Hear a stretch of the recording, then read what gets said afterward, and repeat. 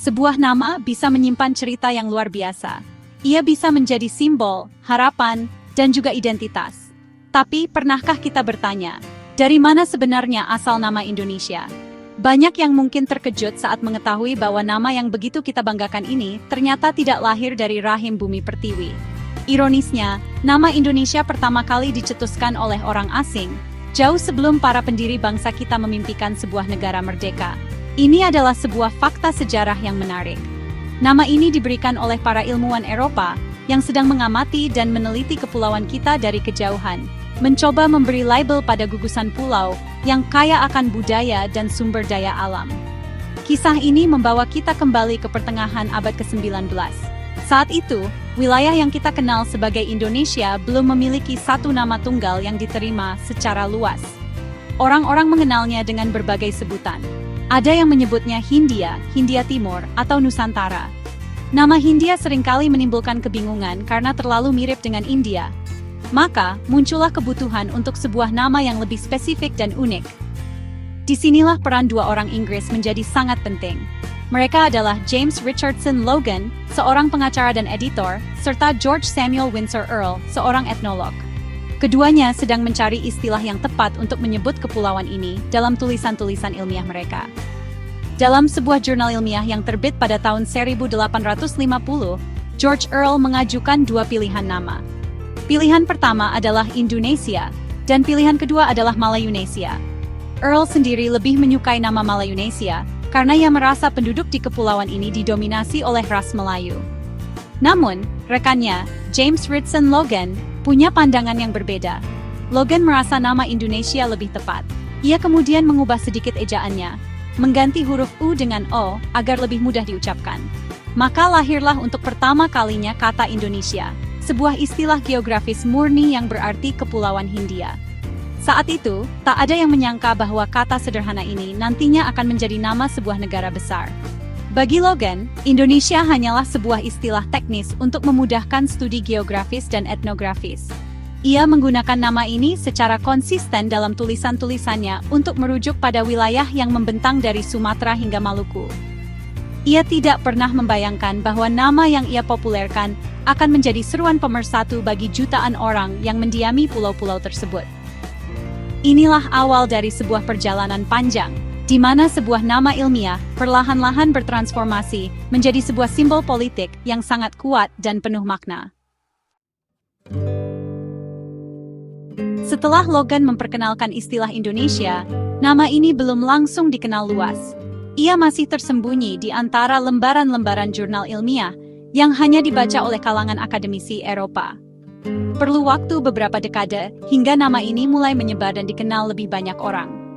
Tokoh kunci dalam proses ini adalah seorang ilmuwan Jerman bernama Adolf Bastian.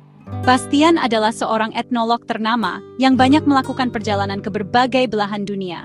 Ia sangat terpesona dengan keragaman budaya di kepulauan yang kita huni ini, dan mencari sebuah nama yang bisa mewakili semuanya.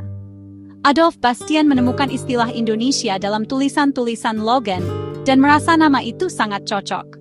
Ia kemudian mempopulerkan nama tersebut melalui bukunya yang sangat berpengaruh, Indonesian oder die Inseln des Malaysian Archipels, yang terbit pada tahun 1884.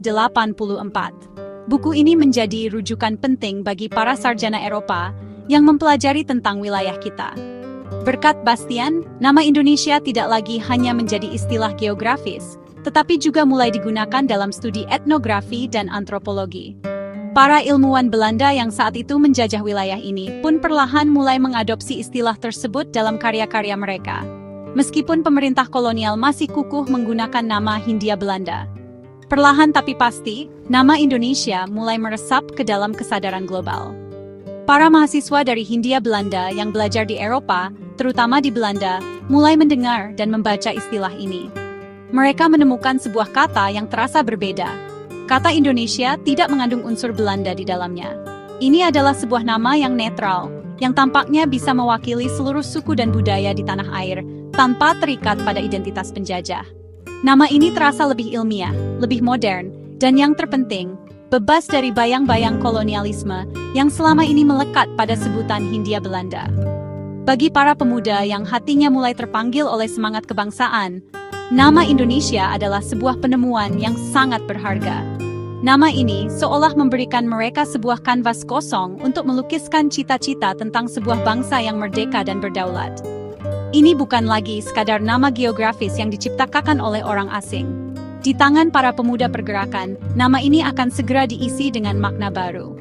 Sebuah makna yang lahir dari penderitaan di bawah penjajahan dan impian akan sebuah masa depan yang lebih baik. Masa depan di mana mereka menjadi tuan di negeri sendiri.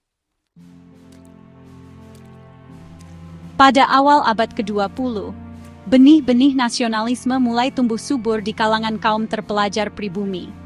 Mereka mencari simbol-simbol yang bisa menyatukan rakyat dari berbagai suku, agama, dan pulau yang berbeda. Dan mereka menemukannya dalam kata Indonesia. Salah satu tokoh pertama yang menggunakan nama ini dengan muatan politis adalah Ki Hajar Dewantara. Pada tahun 1913, saat ia diasingkan di Belanda, ia mendirikan sebuah biro pers bersama rekan-rekannya.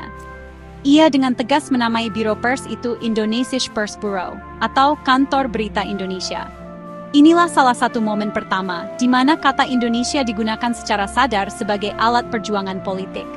Langkah Ki Hajar Dewantara menjadi inspirasi. Semangat ini kemudian menjalar ke organisasi-organisasi mahasiswa di Belanda. Pada tahun 1922, organisasi mahasiswa Hindia di Belanda, yang bernama Indische Vereniging, secara resmi mengubah namanya menjadi Indonesische Vereniging, dan kemudian menjadi Perhimpunan Indonesia. Ini adalah sebuah pernyataan sikap yang sangat berani. Dengan mengganti kata Indische, Hindia, menjadi Indonesische, Indonesia, mereka secara terbuka menolak identitas yang diberikan oleh penjajah. Mereka tidak lagi ingin disebut sebagai orang Hindia, melainkan sebagai bangsa Indonesia. Perhimpunan Indonesia, yang dipimpin oleh tokoh-tokoh seperti Muhammad Hatta dan Sultan Syahrir, menjadi corong utama dalam menyebarkan nama dan gagasan kebangsaan Indonesia. Mereka menerbitkan majalah bernama Hindia Poetra, yang kemudian diganti menjadi Indonesia Merdeka.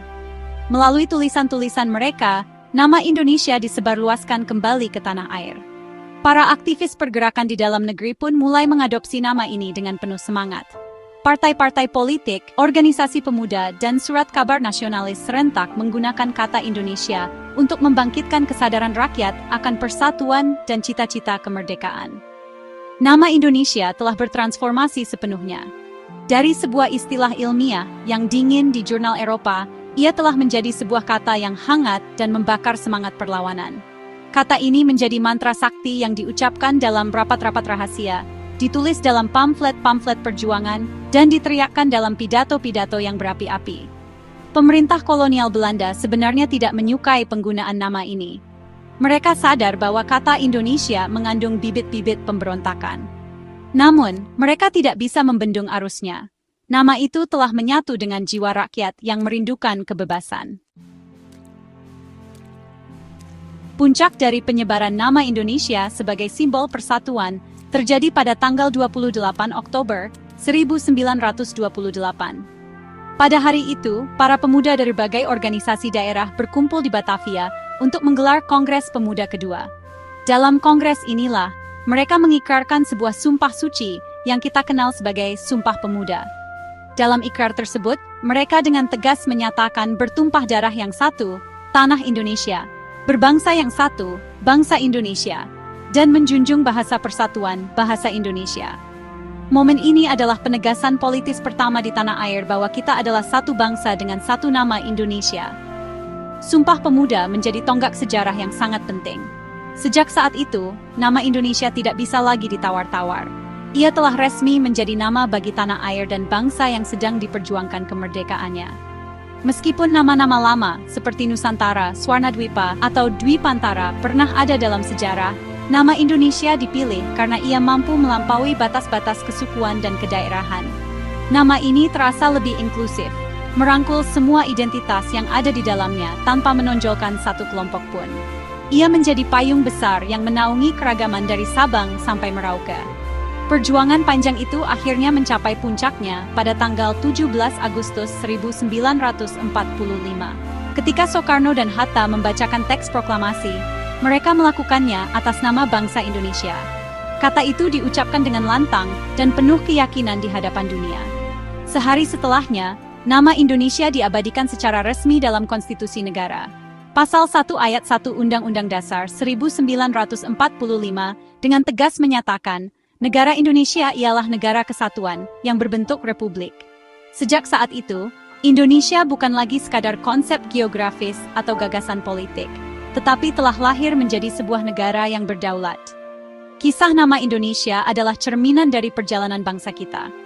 Sebuah nama yang lahir dari pikiran orang asing, diadopsi oleh para ilmuwan, lalu diisi maknanya oleh para pejuang. Ia menjadi bukti bahwa identitas bukanlah sesuatu yang diberikan, melainkan sesuatu yang diperjuangkan dan dimaknai bersama. Nama Indonesia pada akhirnya dipilih karena ia melambangkan persatuan dalam keberagaman. Ia adalah pengingat bahwa meskipun kita berasal dari suku, budaya, dan pulau yang berbeda, kita semua adalah bagian dari satu keluarga besar, satu bangsa, yaitu bangsa Indonesia. Inilah ironi yang indah dari sebuah nama.